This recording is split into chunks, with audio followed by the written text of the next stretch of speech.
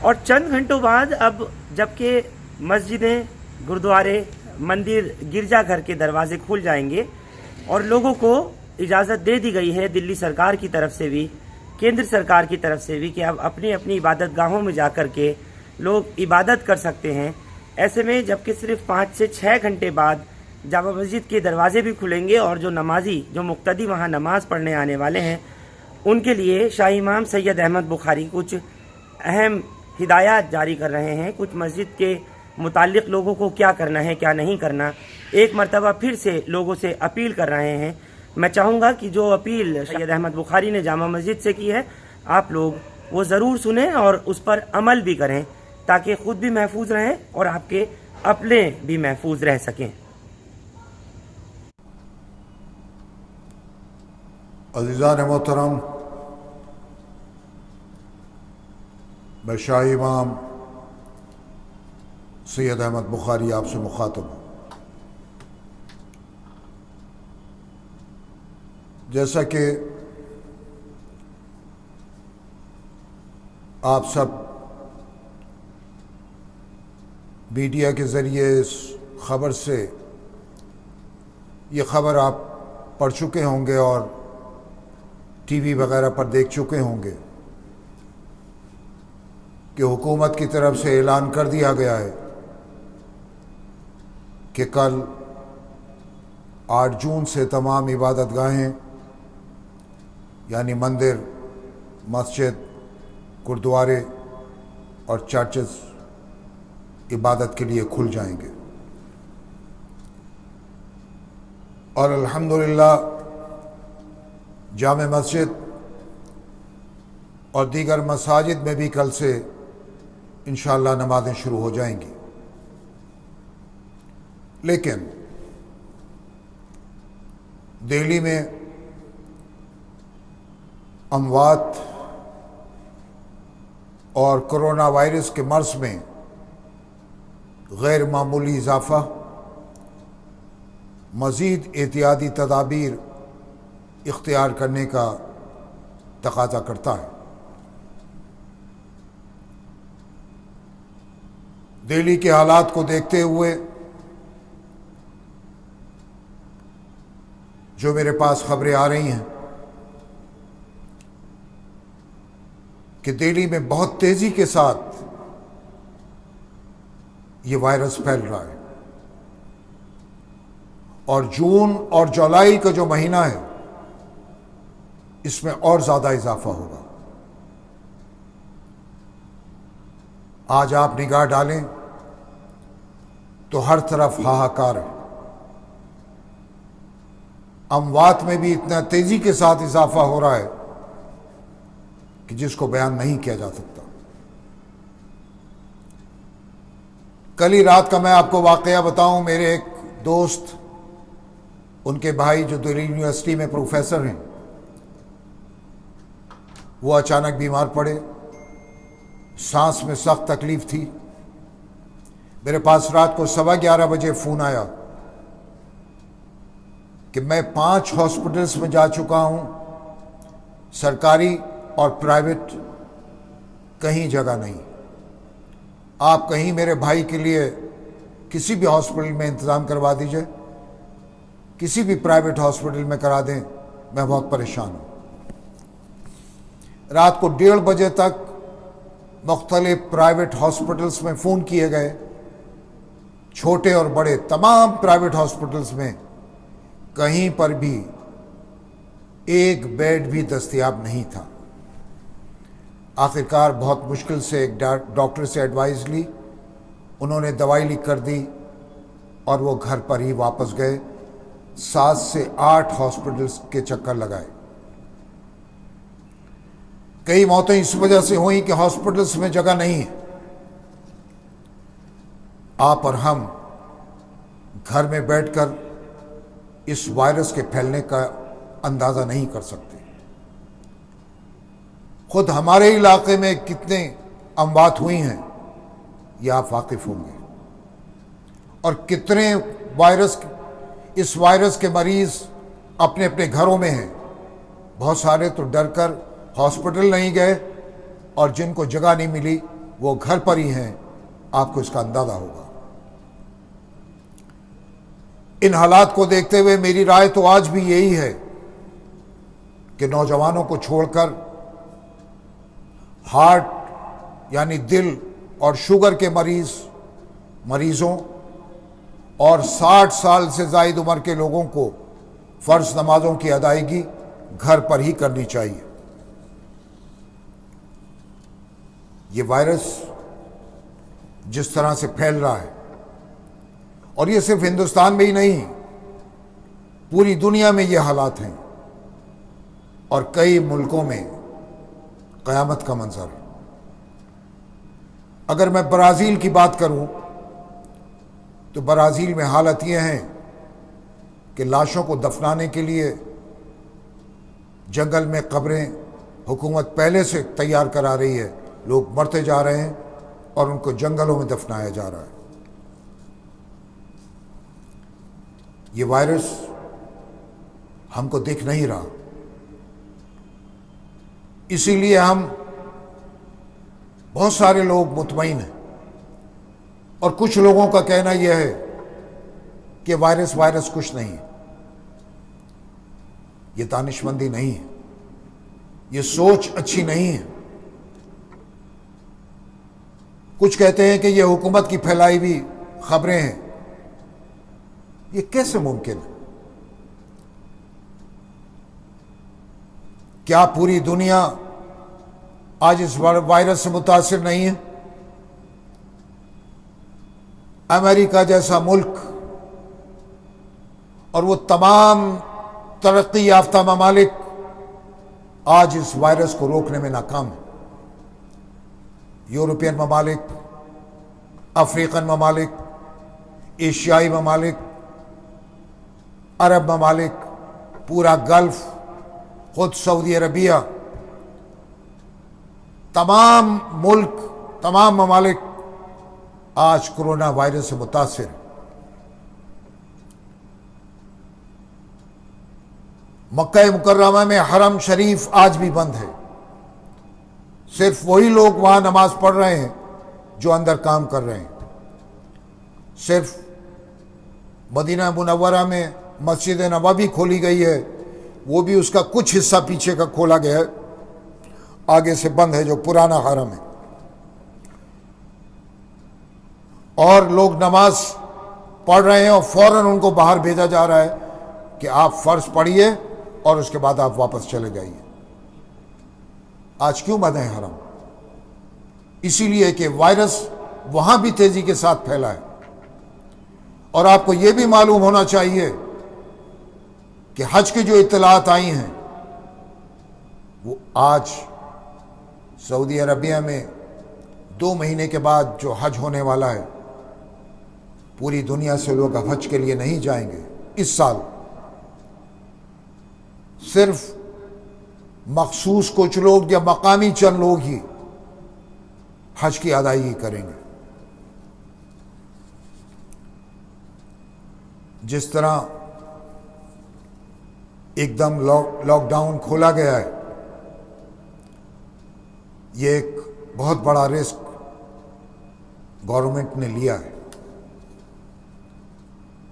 میں سمجھتا ہوں کہ آگے ابھی سخت مراحل ہیں جن سے ہم سب کو گزرنا پڑ سکتا ہے، اور میرا اندازہ تو یہ ہے کہ فیصلہ تو گورنمنٹ نے لے لیا، لیکن اندیشہ یہ ہے کہ وائرس جس تیزی کے ساتھ پھیل رہا ہے اور آگے پھیلے گا، گورنمنٹ کو پھر غور کرنا پڑے گا، کیونکہ انسانی جانوں کو بچانا نہایت ضروری ہے۔ اور آپ کو معلوم ہے کہ اس کرونا وائرس کی کوئی دوائی، کوئی ویکسین ابھی تک مارکیٹ میں نہیں آئی ہے۔ خبریں برابر آ رہی ہیں کہ مختلف ممالک اس کرونا وائرس کی دوائی، ویکسین بنانے کی تیاری کر رہے ہیں، لیکن ابھی تک کامیابی کسی کو نہیں ملی۔ اور کب یہ ویکسین تیار ہوگی یہ کچھ نہیں کہا جا سکتا۔ آج ہاسپٹلس میں جو لوگ ہیں بس ڈاکٹر ایک اندازے سے ان کو دوائیاں دے رہے ہیں، بخار کی، نمونیا کی، لیکن کوئی خاص دوائی اس وائرس کی نہیں بنی ابھی تک۔ اور آج آپ دیکھ لیجئے کہ لوگ جہاں صحت یاب ہو رہے ہیں وہاں اموات بھی زیادہ ہو رہی ہیں، اور آج ہر طرف آج کرونا وائرس کا ہی ذکر ہے۔ آپ نیشنل میڈیا لے لیجئے، انٹرنیشنل میڈیا کو لے لیجئے، کسی چینل کو آپ اٹھا لیجئے، وائرس وائرس وائرس۔ اور صبح کھلتی ہے اور خبر آتی ہے کہ کرونا کے آج اتنے مریض ہو گئے، اور دوسرے دن جب آپ خبر سنیں گے تو پھر اس میں آپ کو مزید اضافہ ہی مل رہا ہے، یعنی کم نہیں ہو رہے۔ یہ وائرس، یہ کرونا وائرس بڑھتا ہی جا رہا ہے، اور اسی طرح مریض بھی بڑھتے جا رہے ہیں۔ آپ خود یہ خبریں اخبارات اور الیکٹرانک میڈیا پر دیکھ رہے ہوں گے، سوشل میڈیا بھی برابر یہ چیز دے رہا ہے۔ 130 کروڑ کا ملک ہے، اتنی بڑی آبادی ہے، کروڑوں کی آبادی والی ملک میں سارے انتظامات ہو جائیں، یہ نظر نہیں آتا۔ امریکہ جیسا ملک اور دیگر ترقی یافتہ ممالک آج سب بے بس نظر آ رہے ہیں۔